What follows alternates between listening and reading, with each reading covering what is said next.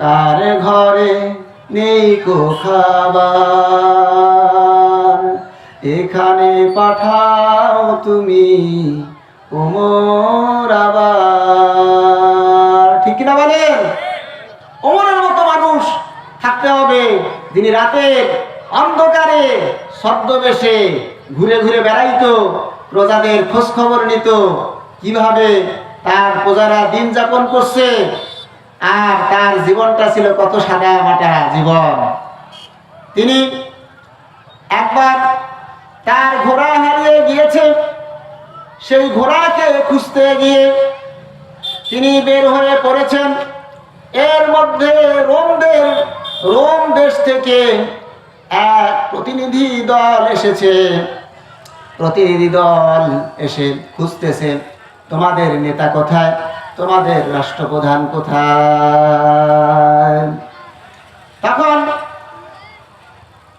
সাহাবীরা বলতেছে, আমরা তো আমাদের প্রধান নেতাকে আমিরুল মুমিনিন বলি, আমাদের আমিরুল মুমিনিন তিনি নিজে ঘোড়া খুঁজতে বের হয়েছেন।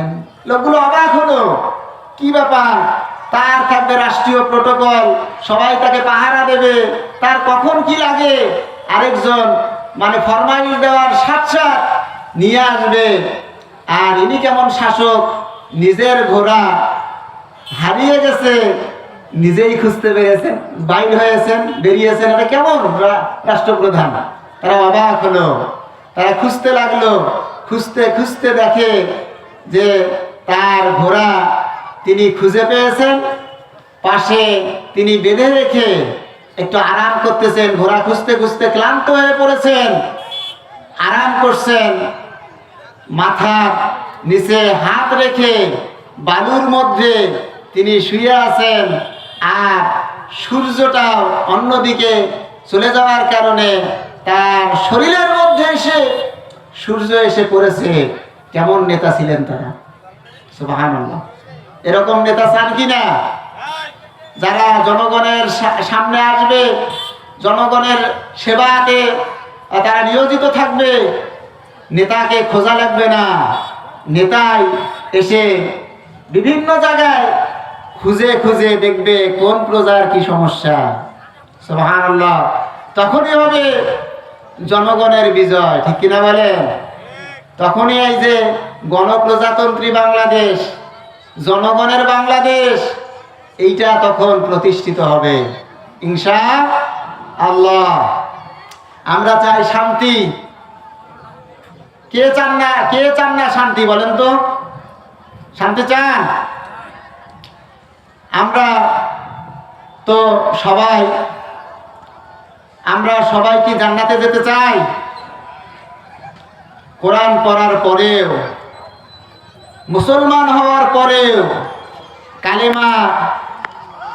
কালেমা পড়ার পরেও মানুষ কিভাবে বেঈমান হয়, ঠিক কিনা বলেন?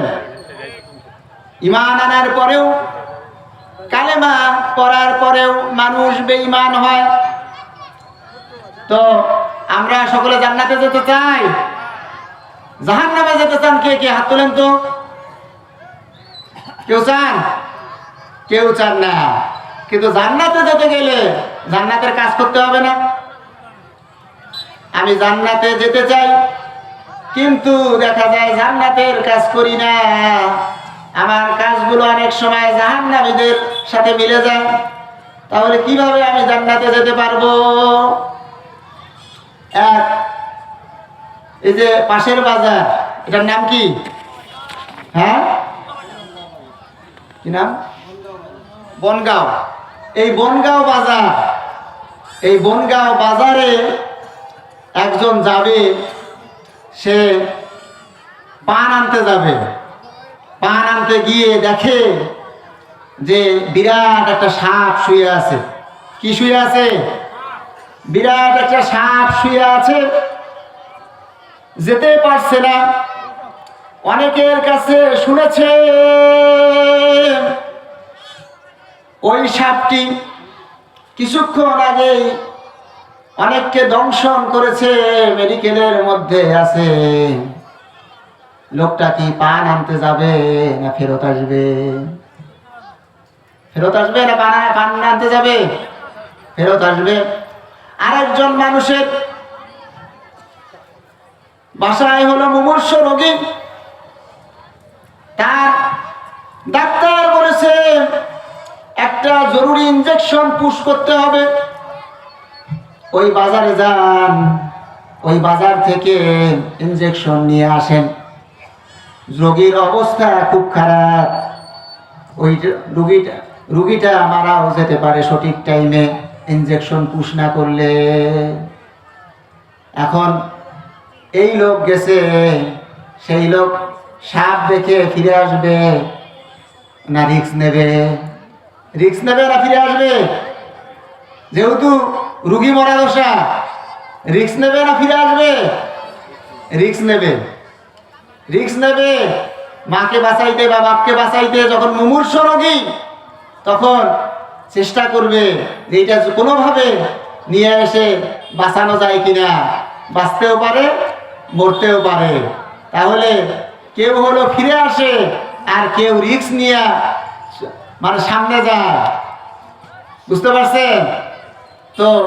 জান্নাতে যাইতে গিয়া এরকম যদি বাধা বিপত্তির সম্মুখীন হতে হয়, নিজের জীবনের রিস্ক নিতে হয়, তাহলে কি আমরা রাজি আছি? কে কে রাজি আছি? আমরা আমার আল্লাহকে দেখাই আল্লাহর সন্তুষ্টি এবং জান্নাত আল্লাহ যেন আমাদেরকে দেন। আল্লাহুম্মা আমিন। কোনো কার্পণ্য করে লাভ নাই ভাই, কোনো অহংকার করে কোনো লাভ নাই, কোনো হেডান ফেডান নেতা শেষে করো না 1 মিনিটও সময় দেন দিছে। অনেক অনেক টাকা পয়সা, বাড়ি গাড়ি, তার সন্তান সন্ততিকে নিয়ে আসছে, আলেম ওলামাকে নিয়ে আসছে, বলছে সমস্ত সম্পদ দিয়ে চেষ্টা করো আমাকে বাঁচানোর জন্য, কিন্তু কাউকে বাঁচাতে পারেনি। কেউ তাকে বাঁচাতে পারেনি। এই অহংকার, কিসের অহংকার? এই সামান্য দুনিয়ার অহংকার করে কোনোই লাভ নাই। আখিরাতে তো সারা জীবন থাকতে হবে।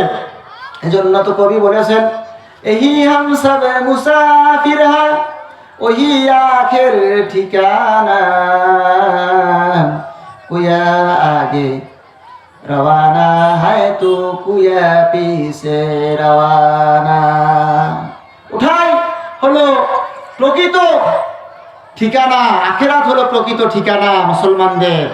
কেউ আগে যাবে, কেউ পরে যাবে, কেউ এই দুনিয়ায় থাকতে পারবে না। এই সামান্য দুনিয়ার জন্য আঁকড়ে ধরে ক্ষমতা, মোহ, নারীর মায়া, বিভিন্ন মায়া দেখিয়ে এই সামান্য দুনিয়ার জন্য যারা আখিরাতকে নষ্ট করে ফেলে, এদের সে আর দুর্ভাগা হতভাগা আর হতে পারে না।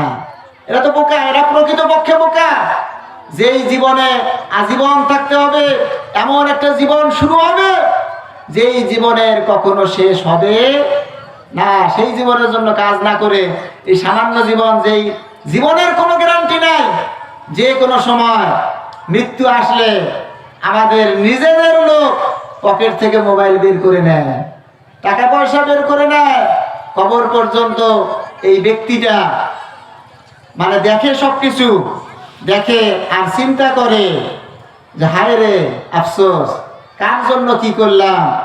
সেই ব্যক্তিরাই ডাকাতের মতো আমার মোবাইল থেকে মোবাইল বের করে নিচ্ছে, পকেট থেকে টাকা পয়সা বের করে নিচ্ছে। এরা তো অন্য কোনো মানুষ নয়, আমারই নিজের মানুষ। আমাকে কোথায় নিয়ে যাচ্ছ? এইভাবে তারা হাহাকার করে। কি আফসোস, দুনিয়ায় যদি আরেকটু সময় থাকতাম তাহলে আরো কিছু ভালো কাজ করে যেতাম। কিন্তু এই সময় আফসোস করে আর লাভ হবে না। সময় থাকতে আফসোস করতে হবে। আল্লাহ রাব্বুল আলামিন বলেন, অতএব ফালা ওয়া রাব্বিকা লা ইউমিনুনা হাত্তা ইউহাক্কিমুকা ফীমা শাজারা বাইনাহুম, অতএব তোমার রবের কসম তারা মুমিন হবে না যতক্ষণ না তাদের মধ্যে সৃষ্ট বিবাদের ব্যাপারে তোমাকে বিচারক হিসেবে নির্ধারণ করে। তারপর তুমি যে ফয়সালা দেবে সে ব্যাপারে নিজেদের অন্তরে কোনো দ্বিধা অনুভব না করে এবং পূর্ণ সম্মতি মেনে নেয়।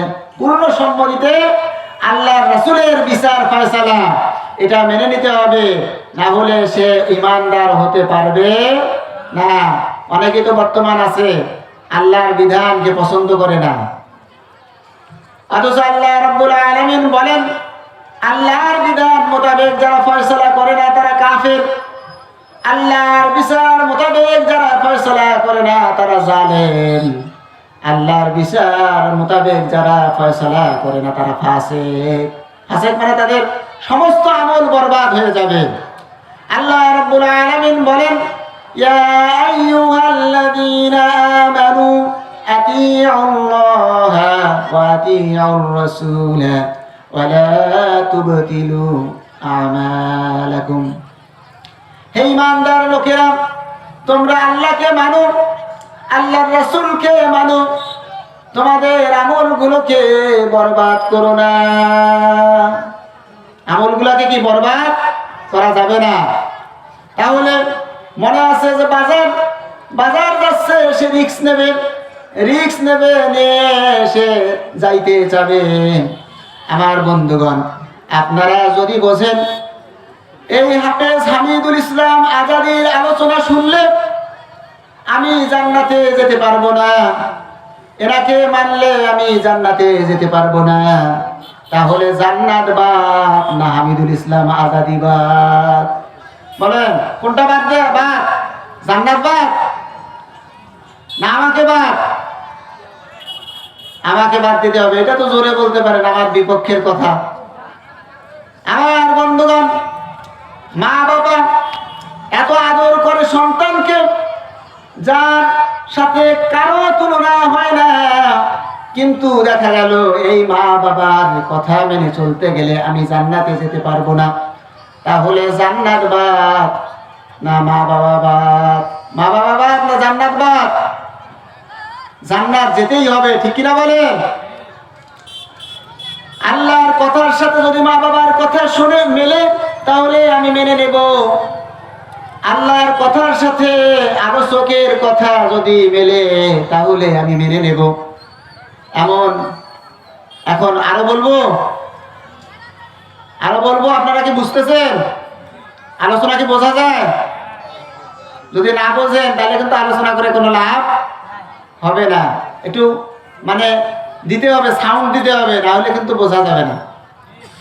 আমার বন্ধুগণ,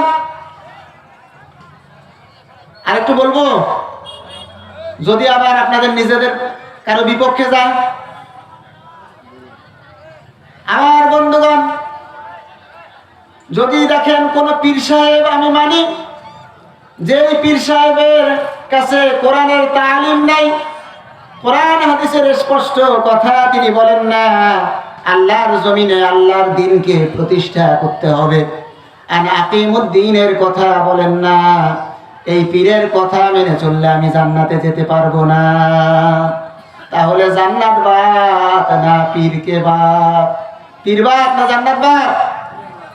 আমার বন্ধুগণ, আরেকটু কঠিন করতেছি। বিভিন্ন নেতা আপনারা মানেন, এখন কোন নেতার কথা মানতে গিয়ে, কোন দল করতে গিয়ে দেখতেছেন যে এই দলের কথা যদি আমি মেনে চলি, এই নেতার কথা যদি আমি মেনে চলি, তাহলে আমি জান্নাতে যেতে পারবো না। আমার দুনিয়া কামাই হবে কিন্তু জান্নাত হবে না। তাহলে সেই নেতা বাদ না জান্নাত বাদ? নেতা বাদ। সেটা কখন? এখন না আরো পরে? না আরো 2-1 বছর যাক? আমার বন্ধুগণ, যদি বোঝা যায় যাকে মানলে আমি জান্নাত যেতে পারবো না, তাহলে সেটা বাদ দিতে হবে, কিন্তু জান্নাতে কি যাওয়াই লাগবে। আমার বন্ধুগণ, এটা স্পষ্ট করার জন্য মানুষ ঈমান আনার পরেও কিভাবে বেঈমান হয়, এটা কি আর শুনবেন আপনারা? সময় কিন্তু খুব কম, খুব মনোযোগের সাথে শুনতে হবে।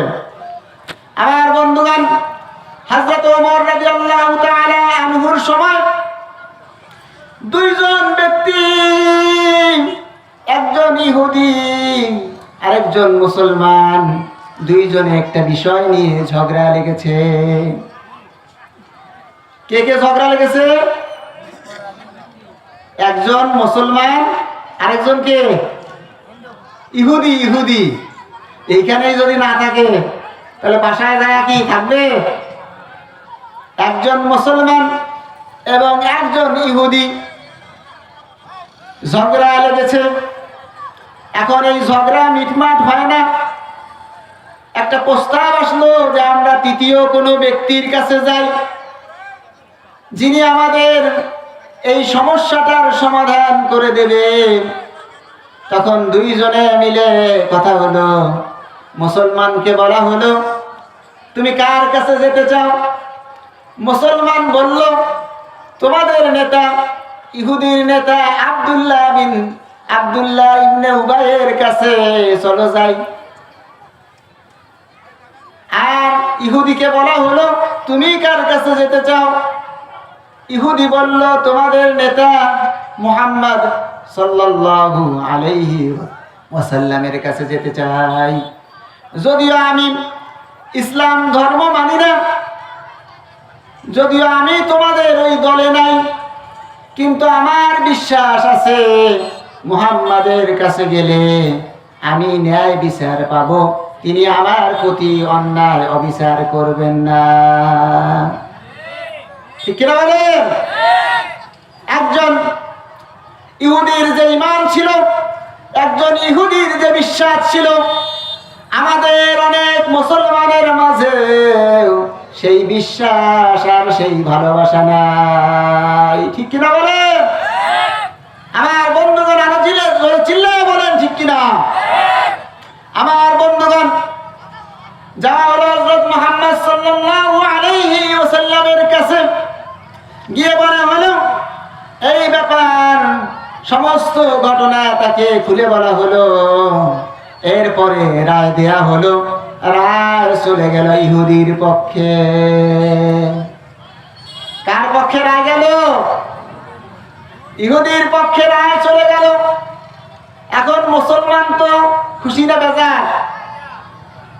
মুসলমান বেজার হয়ে গেছে, বলছে যে কেমন হয়ে গেল, এই রায় আমি মানি না। নাউযুবিল্লাহ। বিচার করছে কে?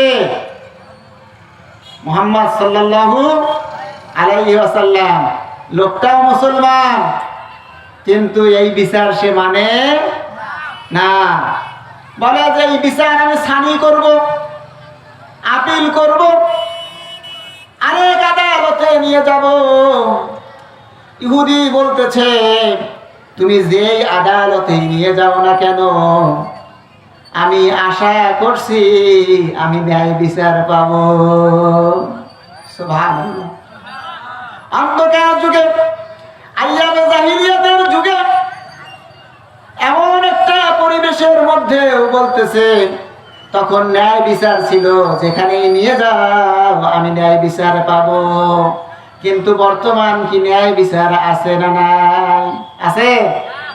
টাকার মাধ্যমে মিথ্যা সাক্ষী পাওয়া যায়। টাকার মাধ্যমে মিথ্যা সাক্ষী দিয়ে আল্লামা সাঈদীর মতো কোরআনের পাখিকেও ফাঁসির রায় দিয়ে দেয়। মিথ্যা সাক্ষীর মাধ্যমে তাকে আজীবন কারাগারের মধ্যে রেখে দেয়। ঠিক কিনা বলে?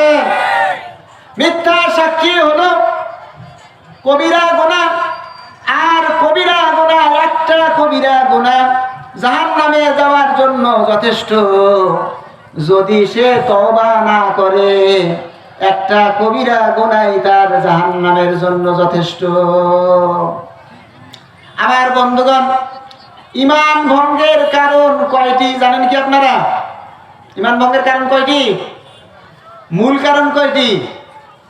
10টি। আচ্ছা, ঈমান যদি আমাদের ভেঙে যায় তাহলে তো কোনো লাভ নাই, আমল করে কোনো লাভ নাই। ঈমান ছাড়া আমল কোনো উপকারে লাভ আসবে না, অজু ভঙ্গের কারণ হলো 60টি, নামাজ ভঙ্গের কারণ 19টি, অনেকের মতে 20টি, আর ঈমান ভঙ্গের মূল কারণ হলো 10টি। তার মধ্যে একটি কারণ হলো আল্লাহর বিধান বাদ দিয়ে অন্য কোনো মানুষের বিধান পছন্দ করলে ঈমান চলে যায়।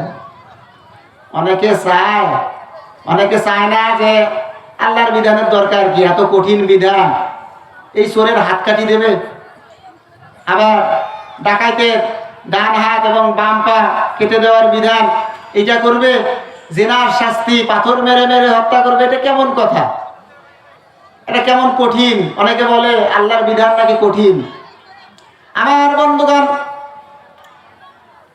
ছোট মোটো চুরি করলে হাত কেটে দেয়া হবে না। একটু আগে বলে গেল অতিথি, ছোটখাটো চোরের জন্য হাত কেটে দেয়া হবে না, 10 দিরহামের বেশি চুরি করলে হাত কেটে দেওয়ার বিধান, এবং অভাবী চোর হতে হবে, স্বভাবের চোর হওয়া যাবে না। এত টাকা থাকার পরেও কোটি কোটি টাকা বাহিরে, দেশের টাকা বাহিরে পাচার করে, যে চুরি করে, এই চোর কেমন চোর। পুকুর চুরি করে ফেলে, পুকুর না কাটতেই বলে যে পুকুর খনন করা হয়েছে, এত টাকা দেন। পুকুর কি খোঁড়া হয় নাই? আলোচনাকে বোঝা যাচ্ছে? খোঁড়া হয় নাই, কিন্তু এর বাজেট নিয়ে আসি, খাওয়া শেষ, আবার বলে যে পুকুর ভরাট করা লাগবে, টাকা দেন। টাকা নিয়ে এসে এই টাকা খেয়ে ফেলছে, কারণ পুকুর খননও করা লাগে নাই, আবার কি ভর্তিও করা লাগে নাই, টাকা দুই পাশে কি খেয়ে ফেললো। পুকুর একটা বিশাল খনন করা হবে, এত টাকা বাজেট দেন, পুকুর তো খনন করে নাই, টাকা ওটা শেষ। আবার বলছে যে পুকুরটা ভরাট করতে হবে, সমস্যা, এই টাকা এনে কি খাওয়া শেষ। এরকম লোককে চাই না আমরা সৎ, যোগ্য, দক্ষ ব্যক্তিকে আগামী সংসদে দেখতে চাই? ঠিক কিনা বলেন? আমার বন্ধুগণ, এমন ব্যক্তিকে আনতে হবে যেই ব্যক্তি হবে সৎ, যোগ্য, দক্ষ, দুর্নীতি করবে না, চাঁদাবাজি করবে না, নির্যাতন করবে না, জুলুম করবে না। আপনার একটি সমর্থনের কারণে এমন কোন ব্যক্তি যদি এসে মানুষের সাথে জুলুম করে, নির্যাতন করে, নিপীড়ন করে, কোন অন্যায় করে, আরেকজনকে হত্যা করে, যেখানে বলা হয়েছে হত্যা হলো, হত্যা, একজনকে হত্যা করা মানে গোটা, সে যেন গোটা জাতিকে হত্যা করে ফেললো। কারণ এই ব্যক্তিটা যদি বেঁচে থাকতো, তার সন্তান হতো, একটা গোটা জাতি হয়ে যেত। কিন্তু পাথর মেরে হত্যা করার কারণে বা বিভিন্ন কারণে হত্যা করার কারণে তার গোটা ফ্যামিলিটা নষ্ট হয়ে গেল। ঠিক না বলেন? এজন্য কোরআনে এসেছে, একজনকে যদি অন্যায়ভাবে হত্যা করলো, কেউ বিচার বাদ দিয়ে হত্যা করলো, তাহলে সে যেন গোটা জাতিকে ধ্বংস করে দিল, হত্যা করলো। আর যদি কোনো ব্যক্তি একটি ব্যক্তিকে বাঁচালো, তার জীবনকে বাঁচালো, কোনোভাবে তাকে বুঝিয়ে ধৈর্য ধারণ করতে বলে ঝগড়া মিটমাট করে দিয়ে কাউকে বাঁচালো, সে যেন গোটা একটা জাতিকে বাঁচিয়ে দিল। সুবহানাল্লাহ। আমার বন্ধুগণ, আলোচনা যেহেতু শেষ করতে হবে, আমার বন্ধুগণ, সেই লোকটি মনে আছে বিচার মানে না, বলছে সেটা সানি বিচার করা হবো। তখন ওই ইহুদি ব্যক্তি বলল, কোথায় তুমি সানি বিচার করাতে চাও? বলল যে ওমরের কাছে এই বিচার আমি করাবো। ওমর একটি রাগী মানুষ, সেই ইহুদিকে দেখতে পারে না, অমুসলিমদেরকে দেখতে পারে না, সে রাগী মানুষ। তাহলে বোঝা যায় তার কাছে বিচার পাওয়া যাবে। নিয়ে যাওয়া হলো বিচার, বলা হলো, সব খুলে বলা হলো যে এই ব্যাপার, আপনি বিচার করে দেন। বলল, সব কিছু শুনে বলল, ঠিক আছে। এই বিচার কি অন্য কারো কাছে গিয়েছিল? আলোচনা কি বোঝা যায়? মুরব্বী, বোঝা যায়? আলহামদুলিল্লাহ। এটা তো সার্থকতা। দুইটা কথা বললে যদি একটু আমি বলে যাইতে পারি, এটা যদি আপনারা মানুষের কাছে প্রচার করতে পারেন, এই কাহিনী কি আগামী দিনে প্রচার করা যাবে না? আপনাদের স্ত্রীদেরকে, আপনার আত্মীয় স্বজনকে দেওয়া যাবে না? এই কাহিনী বলা যাবে না? যাবে ইনশাআল্লাহ। আল্লাহ তৌফিক দান করুন, আল্লাহুম্মা আমিন। আমার বন্ধুগণ, ওমর রাদিয়াল্লাহু তাআলা আনহু বললেন, এই বিচার কি অন্য কারো কাছে গিয়েছিল? বলছে এই বিচার রাসূলের কাছে গিয়েছিল। বলছে তাহলে আমার কাছে আবার কেন তুমি আসলে? কেন তুমি আসলে? বলছে এই বিচার আমরা মানি না। লিল্লাহি তাকবীর, আল্লাহু আকবার। প্রধান বক্তার আগমন, শুভেচ্ছায় স্বাগতম, প্রধান বক্তার আগমন, শুভেচ্ছায় স্বাগতম, মুফতি নূর হুসাইন আজিজি সাহেবের আগমন, শুভেচ্ছায় স্বাগতম। লিল্লাহি তাকবীর, আল্লাহু আকবার। আজকের মাহফিল সফল হোক, সফল হোক, প্রধান বক্তার আগমন, সফল হোক, সফল হোক, প্রধান বক্তার আগমন, সফল হোক, সফল হোক। শুভেচ্ছায় স্বাগতম। সুখানের পক্ষ থেকে, লাল গোলাপ শুভেচ্ছা, মাহফিলের পক্ষ থেকে লাল গোলাপ শুভেচ্ছা। লিল্লাহি তাকবীর। আল্লাহু আকবার। মোহাম্মদ আলী সাহেব নাকি আলী আবার বন্ধুগণ, যে কাহিনী বলছিলাম, যখন বললেন কি জন্য আমার কাছে এসেছো, তাহলে কি জন্য আমার কাছে এসেছো? যেখানে রাসূল বিচার করে দিয়েছে, কি জন্য আমার কাছে এসেছো? বলল যে আমি সানি বিচার করাবো। ওই বিচার মুসলমান বলতেছে ওই বিচার আমার পছন্দ না। তখন বলতেছে আমি, তোমরা দাঁড়াও, সানি বিচার আমি ভালো করতে পারি। বাসার ভেতর গিয়ে খোলা তরবারি নিয়ে এসে, রাঙ্গা তরবারি নিয়ে এসে এমন একটা চোট দিয়েছে, মুসলমানের কল্লা এই পাশে থেকে ও পাশে পড়ে গেছে। সে হতবাক হয়ে গেল, কি করলাম, কার কাছে বিচার এনে এমন একটা অবস্থার সম্মুখীন হলাম? আমার কারণে একটা লোক মারা গেল। এই খবর ছড়িয়ে পড়লো যে মুসলমান এতদিন অমুসলিমদেরকে মেরেছে, আর এখন মুসলমান মুসলমানকে মারে। ওই মুসলমানের লোক এসে বলল, ওমরকে ওইভাবে হত্যা করতে হবে, কিসাস করতে হবে, ওই ওমরকে হত্যা করতে হবে যে ওমর ইসলাম গ্রহণ করার কারণে মক্কাবাসী উন্মুক্ত ভাবে কাবা শরীফে নামাজ পড়তে পেরেছিলেন। ওই ওমরকে হত্যা করতে হবে যে ওমর ইসলাম গ্রহণ করার পরে কাবাতে মদিনায় গিয়েছিল।